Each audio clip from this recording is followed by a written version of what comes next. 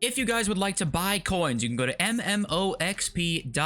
There will be a link in the description. They are the cheapest and safest option. You can use my code JFC at checkout for a 5% discount. Well, I'm sure you're all familiar by now with the 4-2-1-3. You know, it appears to be the most popular formation in this game so far. Pros are complaining about it, how the meta right now sucks because it's just through balls, basically counterattacks, whatever. It has that like 4-3-2-1 effect from last year where you attack with a bunch and then also defend with a bunch of players. So that's also annoying as well to have to deal with. There's a lot of complaining about it, which I do think is fair. And I want to talk about just how I personally have had a lot of success against the 4-2-1-3 by kind of implementing this train of thought when you play against the 4-2-1-3. We'll talk about that today. And these tactics right here are kind of the ones that are the most popular right now. You know, this guy who has the rat, like this rat king is kind of funny. I don't know who this guy is, but these are not unique. These are like literally the most popular tactics right now, apart from what your right wing's on roaming. Okay, I guess that's where the uniqueness comes in. I guess you're on poacher, which I'm telling you is actually better than advanced forward. I will stand by that. But yeah, these are like 99% the most meta tactics in the game right here. 2 CDMs, deep line playmakers, shadow striker on the cam, inside forwards in the wings, counter 70 depth, 2 fullbacks on fullback. You know, that's like the meta right now. And I want to break down with some gameplay like your best way to beat it, and then also give you some formations at the end that I've had success with using against it if you need more help with it too. It says, you know, this tactic offers crazy counter options, which that definitely is like its strength, right? While still being solid defensively and enabling you to control the ball. And I actually think that you can control the ball with this if your opponent is not, which sounds obvious, but you'll see what I mean in a second. Well, actually,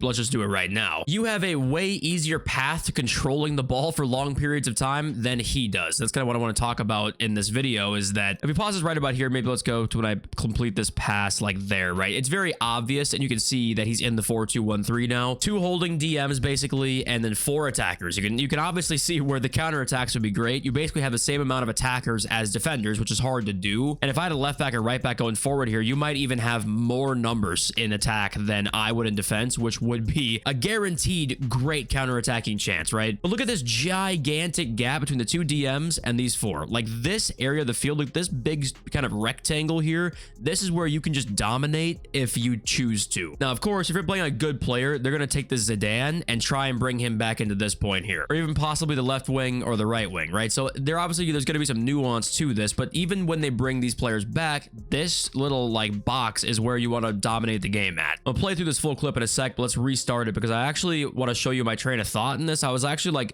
going into this game, when I saw he's in the 4-2-1-3, I was literally saying to myself, okay, we need to pass the ball a lot. Like right here, I actually don't need to pass this. I mean, I already had pressed this when this guy made a terrible tackle. This tackle he made might be the worst tackle he'll make in the entire game, and I basically blew the opportunity. I already pressed X, but I could have done maybe some more here. But basically, I chose to pass because I was already aware going into this that like I need to pass a lot, and that's what you should be doing. If you see the opponent in a 4-2-1-3, you need to end the game with 65+% possession. That is your goal. You need to end the game with the ball a ton of the time. And right there, obviously, you know, didn't make much of that chance. But if we go back to kind of this still frame here, where like this, I'm in a 4-4-2 in this video, or sorry, in this game, in this like recording. I'm in a 4-4-2, which is not a very like, hey, control the ball formation. That's also kind of like a counter-attacking, fast attacking formation. So you can imagine if I have like 4 in the midfield here, how much you actually can control this game. And then even if you have Zidane dropping into this space kind of here, I need like a marker or something like a coach would have. That obviously affects the counterattack. It'll make the counterattack worse. So that at least neutralizes one of the strengths of the formation that you're playing against. Let's go watch the goal actually scored here. So I'm in the 4-4-2. So, you know, Wrighton's at the left mid slot here. And you can just tell I actually have an option at this point. I don't think I passed this, or do I pass this? No, I don't. I kind of baited it actually. But in my head, I'm like, I know this whole part of the field I have this whole giant part. I don't need to force this ball into the space if I don't feel confident in it. And you can tell off of a freeze frame, you can probably always find an option for yourself if you go back and watch your gameplay and you freeze frame every second of it. You'll probably always find a spot for you to be able to pass the ball. But I know, I mean, look at what I have here. Giving a player this much space, even if they suck, I mean, that's going to be an issue. I think we have go to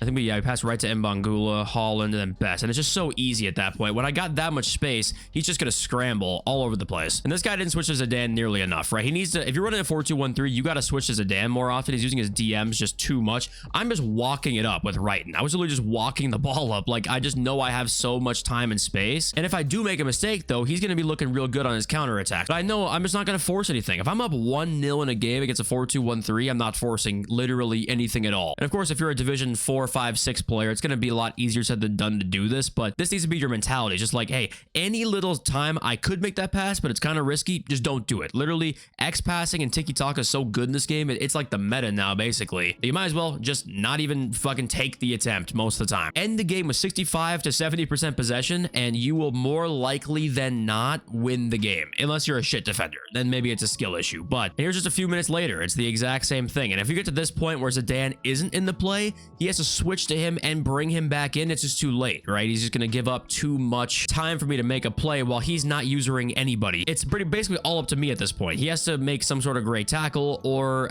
rely on like me making a mistake. And I don't. I just pass it along enough, make a nice little move, and we score. He has to rely on me making a mistake way more in this formation than most formations will. And watch the goal he scores. Oops, giveaway. And here we go. Watch. It's not even really that big of a counterattack, but it's kind of a counterattack.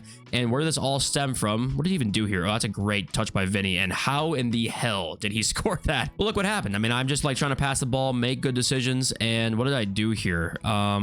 Probably just too much passing. Yeah, that was dumb choice, and that's how he scores, because look at the numbers he has. I am in a 4-4-2 without a holding midfielder, and he's, look at that, it's just a 3v4 here, which Carvajal's running to no man's land, so he's out of the play. It's a 3v3 at this point. So yeah, the only way he scores off of, in the first half, I guess, is off of a mistake I made, and that's kind of the tale of the story for playing a player who's not an elite 4-2-1-3 player, right? And here's this sort of gap against somebody who's actually a really good player. I think I was like maybe 9-1 in champs, and I played this guy in the 4-2-1-3. I actually had a hard time scoring on him, and one of the reasons why is because he was really good controlling his high line. So his line was really high, his Pele was coming back to track back a lot, and this is where if you're playing somebody who is really good in the 4-2-1-3, you'll see something more like this, where it's like it's actually much more difficult to find these gaps. But if you're in Div 3 or Div 2, it's gonna be much easier to be like, hey, there's a big fucking rectangle, it's wide open. So we press play, actually, let's see what happens. So yeah, right here, like here's that rectangle again, and I'm in a 4-4-2, keep in mind. So I'm in a formation that just is not good for taking advantage of the 4-2-1-3's deficiencies. Like, I'm not. If I had another midfielder here, I mean, we're looking great, right? He's pressing up with his fullbacks. His right back is way up here, left back up here. So it looks like he's almost got like a 4 and a 2, but it's just his fullbacks are pressing very high. We press play. What happens? I'm trying to get the ball up. Yeah, we get the ball right there. Then we should make one pass and score, right? Yeah, we do. Okay. I was glad we scored on that play. And I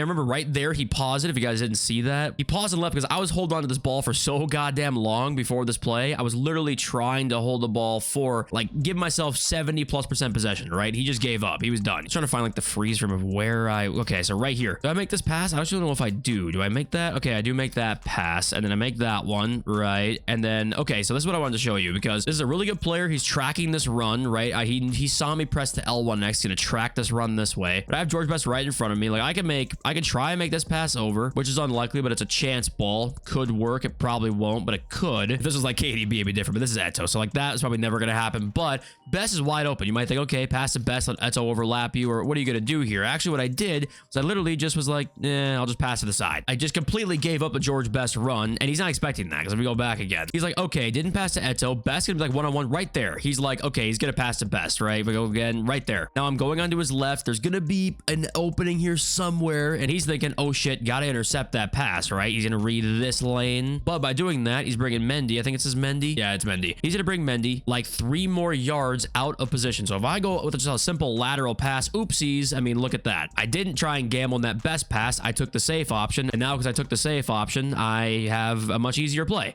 And that's just how you have to play against a 4-2-1-3. Just take the safe option, and then the safe options will just, you'll see the other stuff opening up based off the natural flow of the game and the way the AI moves, and stuff will just open up on its own. And keep in mind, like I said, the 4-2-1-3, if you're playing somebody who's like a pro player, pro level, I mean, talking top elite division, high ass skill rating, like the 4-2-1-3 can be perfected in a way that it's like those holes in the formation are going to be almost non-existent, and that's when it's like insanely OP, but you're not going to be playing guys like that very often. But here's tactics I'm going to try against the 4-2-1-3 as well is a 4-2-3-1. I was seeing some people on Twitter say this one is really good for holding possession of the game, basically. There's two half wingers there. I think that where it's two shadow strikers. I believe it's two shadow strikers, actually. This is what it looked like. So I'm going to try this and I'll let you guys know how good it is. But, you know, there's formations out there where if you get 3 in the midfield instead of 2, like the 4-4-2 was, or 4 in the midfield if you're lucky, if you really want to go all out, that is going to be even easier to help control the game. So basically, the whole point of the video is just me telling you, end the game with 65+% possession at the absolute minimum against a 4-2-1-3 and absolutely just